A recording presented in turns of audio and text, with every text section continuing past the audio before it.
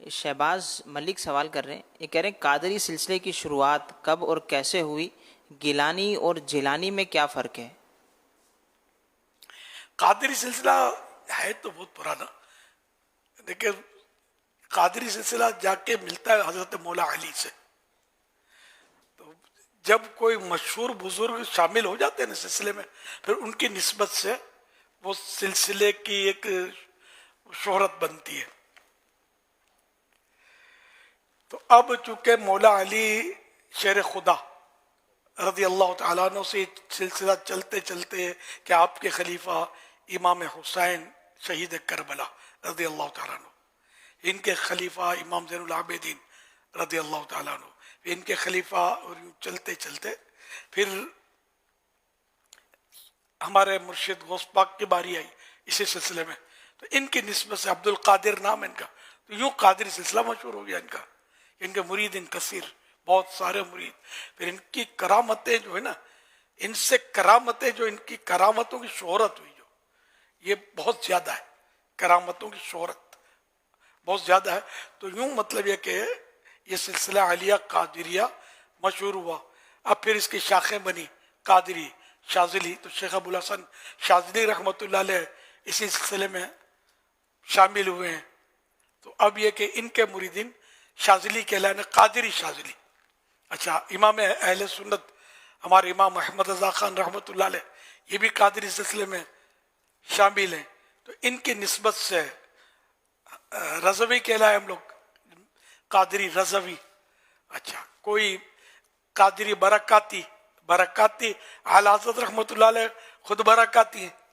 تو یوں ہم لوگ برکاتی بھی ہیں، قادری بھی ہیں، رضوی بھی ہیں. تو حضرت سیدنا پیر برکات احمد رحمۃ اللہ علیہ، یہ اعلیٰ حضرت کے مشائخ میں یہ ایک مشہور نام ہوا ہے. تو ان سے یہ برکاتی، بارہ شریف سے تو برکاتی کہلائے. تو اب بھی برکاتی سلسلہ ہے، اور ماشاءاللہ کافی تعداد میں الحمدللہ برکاتی ہیں، مطلب وجود ہے برکاتیوں کا الحمدللہ. اللہ اس سلسلے کو بھی سلامت رکھے، اس کی برکتیں بھی ہم کو دے. اور اعلیٰ حضرت رحمۃ اللہ علیہ کی نسبت جن میں شامل ہوئی، تو اب قادری بھی اور برکاتی بھی. اور وہ برکاتی جو ہیں جن کی میں ذکر کر رہا ہوں، جو اعلیٰ حضرت کے سلسلے میں نہیں ہیں لیکن برکاتی ہیں، تو وہ برکاتی مشہور ہیں، زیادہ تر برکاتی. اور ہم لوگ قادری رضوی مشہور ہوئے، حالانکہ برکاتی بھی ہیں. تو یوں تو آگے چل کے پھر بڑھتے چلے جائیں تو بہت سارے مشائخ، مشہور مشائخ ہیں. شیخ سری سقطی رحمۃ اللہ علیہ، یہ بھی غوث پاک کے مشائخ میں سے. شیخ معروف کرخی رحمۃ اللہ علیہ، یہ غوث پاک کے پیروں میں سے ہیں. شیخ جنید بغدادی رحمۃ اللہ علیہ، یہ بھی غوث پاک کے پیروں میں سے، مشائخ میں سے ہیں. ہم جنیدی بھی ہیں، معروفی بھی ہیں. تو مشہور جو قادری رضوی. صلو علی الحبیب صلی اللہ علی محمد. جیلان اور جیلان، ہاں، جیلان اور غیلان. اس کا میں نے پڑھا تو ہے، اس کا کہ وہ ایک تو یہ کہ یہ اصل جو ہے نا، وہ یا تو اب بھول گیا میں، غین سے غیلان ہے غالباً، غیلان. پھر یہ کہ بعض اوقات وہ اقوام میں کبھی وہ حرف جو ہے نا، اس کا تلفظ عام بول چال میں تبدیل ہوتا ہے. جیسے کہ جیم کو گاف بھی بولتے ہیں، تو ہو سکتا ہے وہ جیلان ہو. میں بھول گیا، میں نے پڑھا اس کی تفصیل، جیلان غیلان کا اصل کیا ہے. تو مجھے وہ یاد آیا کہ جب پہلی بار بغداد شریف میں 2 بار مجھے حاضرین کا شرف ملا الحمدللہ، سفر بغداد کا. تو پہلی بار جب سفر ہوا تھا، تو اس وقت جو شہزادگان کے مزارات تھے وہ اوپن نہیں تھے، کمروں کے اندر تشریف فرما تھے مزارات ان کے. اب شاید مزارات بن گئے ہوں گے، لیکن اس وقت یہ تھا. تو ایک وہاں جو خادم تھے، مصری تھے، تو ان سے میں کسی یہاں کراچی کی شخصیت کا لیٹر لے گیا تھا ان کے لیے.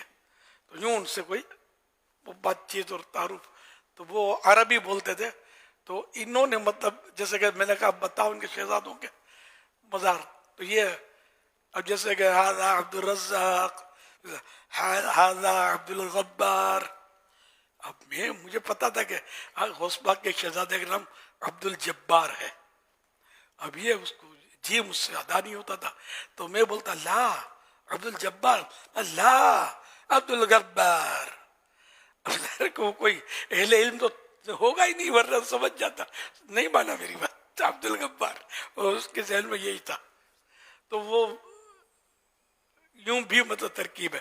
اب جیسے سلاسہ، سا سے سلاسہ، اس کو آج عرب دنیا میں تلاتا بولتے ہیں، تعجب ہوگا آپ کو، تلاتا، برف کو سلاجا ہے سا سے، اس کو تلاجا، تو سا کو یہ تے پڑھتے، اب یہ ثوب، ثوب مانے لباس، تو وہ توب،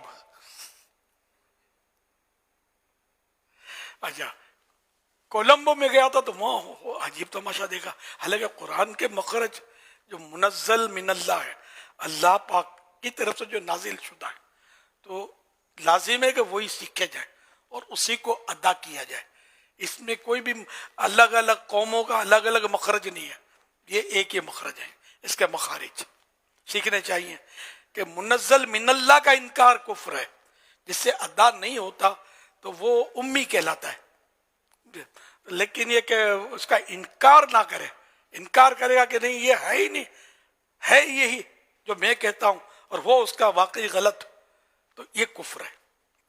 خیر، تو میں نے کولمبو میں ایک جگہ میں نے قرآن خوانی میں شرکت کی تھی، یہ 79 کی بات کر رہا ہوں، تو بہت سارے اس وقت جو میرے ساتھ بیٹھے میں قریب تو پیدا ہی نہیں ہوئے ہوں گے، تو ان کے امی ابو بھی پتہ نہیں پیدا ہوئے ہوئے نہ ہو، تو وہاں میں نے وہ جو ختم پڑھتے ہیں نا مولانا جی، وہ علماء نہیں ہوں گے ذرا عوام داڑھی والے، تو اب یہ وہ مجھے پتہ نہیں نقل کرنی چاہیے نہیں، تو دعات کو یہ لام پڑھتے تھے،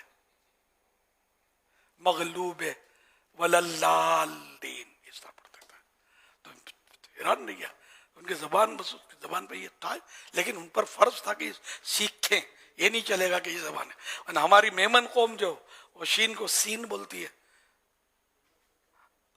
زال کو جھال، زا کو جھا، تو اب ان کو تھوڑے معاف کریں گے کہ نہیں تم کو معاف ہے، تم قرآن مت سیکھو، سیکھنا پڑے گا، میں میمن ہوں، یہ مفتی صاحب میمن ہے، اچھے حافظ ہیں، حافظ اور اچھے حافظ ہیں، اچھے مخارج ہیں، تو یہ سب کیا سیکھنے سے آتا ہے۔ ہم بولے بھائی ہمارے تو آبائی مسئلے ہیں، ہمارے واقعی آبائی مسئلے، ہمارے باپ داداؤں کے مسئلے ہیں کہ ان بیچاروں کے مخارج حروف جو ہے ادا نہیں کرتے ہیں۔ تو کہتا ہوں دعوت اسلامی خدا کی قسم یہ اللہ پاک کا بہت بڑا احسان ہے کہ ہزاروں نہیں لاکھوں کو صحیح قرآن پڑھنا سکھا دیا اس نے، الحمدللہ، نہ جانے کتنے حافظ دعوت اسلامی نے ہم کو دے دیے اور کتنے قاری صاحبان دے دیے۔ میں تو یقین ماننے کہ قاری جو ہوتا ہے حافظ پر نہیں ہے، میں قاری پر زیادہ رشک کرتا ہوں، حافظ اگر واقعی قاری بھی ساتھ ہے تو سونے پہ سواگا ہے، لیکن کئی حافظ میں نے دیکھے سنے ہیں، یہ نہ ہی ہوتے حافظ تو اچھا تھا، اتنا اسپیڈ سے پڑھتے ہیں یا علم تعالیٰ یا علم یا علم، تو یار بھائی مرنا یار، قرآن پڑھنا پڑھ رہا تھا ورنہ مت پڑھ، یہ قرآن تھوڑی پڑھ رہا ہے، تو اس طرح پڑھ رہے ہوتے، تو اگر اسی طرح اور ان کو سمجھاؤ تو یہ سمجھ نہیں پاتے، سمجھے، تو کیونکہ ان کی زبان اس طرح، تو ان کو پھر پڑھنا نہیں چاہیے جب تک یہ درست سیکھ نہ لے، اللہ کا کلام ہے، مذاق نہیں ہے، تیری میری مادری زبان ہوتی اور اس میں کچھ ہم کر دیتے تو چلو بھائی کچھ ہوتا، لیکن یہاں تو اللہ کا کلام ہے، اس کو تو صحیح پڑھنا ضروری ہے، اس طرح پڑھتے ہیں۔ تو قاری ہوتا ہی وہ ہے کہ جو صحیح پڑھنا جانتا ہو، تو قاری میرے نزدیک یقین مانے آج سے نہیں برسوں سے میرا ذہن ہے، میں قابل رشک، میرے رشک کی نظر سے کبھی دیکھتا ہوں کہ یار یہ وہ خوش نصیب بندہ ہے کہ جس کو قرآن درست پڑھنا آتا ہے، کیونکہ میں آج سے نہیں، میں زمانے سے اس معاملے میں میری طبیعت حساس ٹائپ کی ہے کہ زمانے سے کہ لوگ صحیح قرآن پڑھتے ہی نہیں ہیں، آج سے نہیں، یوں سمجھو کہ لڑک پن سے میرا یہ کوڑن ہے، نہیں پڑھتے مطلب صحیح، یہ بیٹھے ہوتے ہیں، میں نے اتنے قرآن پڑھ لیے، رمضان میں اتنے قرآن ختم کر لیے، اب ان سے بیچاروں سے بسم اللہ سنے نا تو پھر کان پکڑ لے آدمی. بسم اللہ پڑھنا، جب تک کسی صحیح قاری سے ہم سیکھیں گے نہیں قرآن آئے گا نہیں.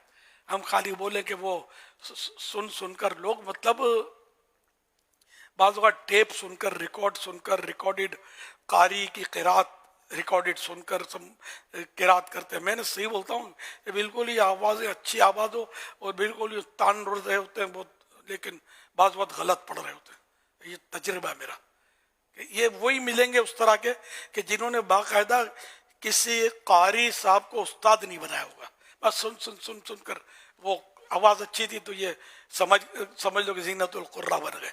حالانکہ جو قاری کو سنے گا تو وہ اس سے ناراض ہوگا کہ یار چھوڑنا پڑھنا، یار جس کا حق ہے اس کو پڑھنے دے.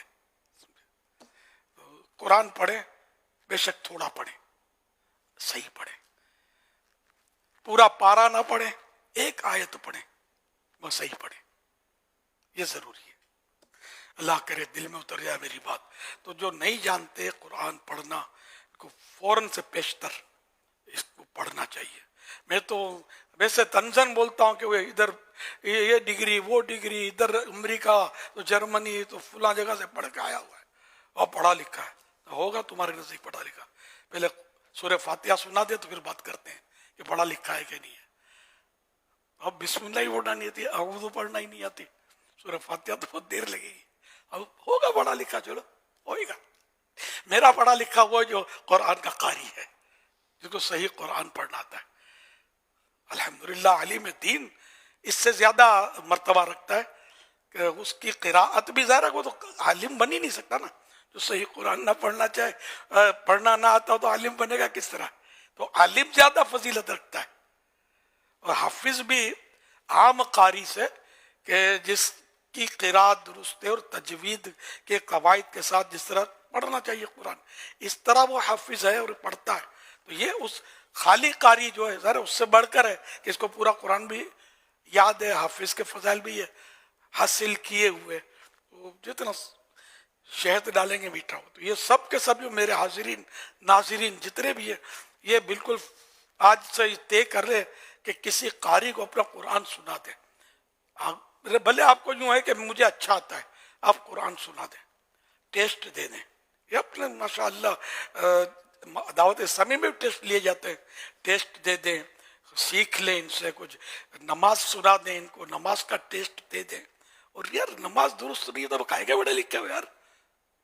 ہم نے پڑھا لکھا تو وہ جس کو قرآن درست پڑھنا ہے، نماز پڑھنا صحیح آئے، جس کو وضو کرنا ہے، جنازے کی دعا تو آتی نہیں ہے، پڑھا لکھا سمجھے تو ہوگا. تو جو بنیادی باتیں جو ہے عقائد کے بعد سمجھے، جو بنیادی باتیں جیسے نماز، صلاۃ، وضو، غسل، یہ تو سب کو آنا چاہیے یار، کہ بغیر کیسے گزارا ہوگا. اللہ کرے دل میں اتر جائے میری بات. صلو علی الحبیب صلی اللہ علیہ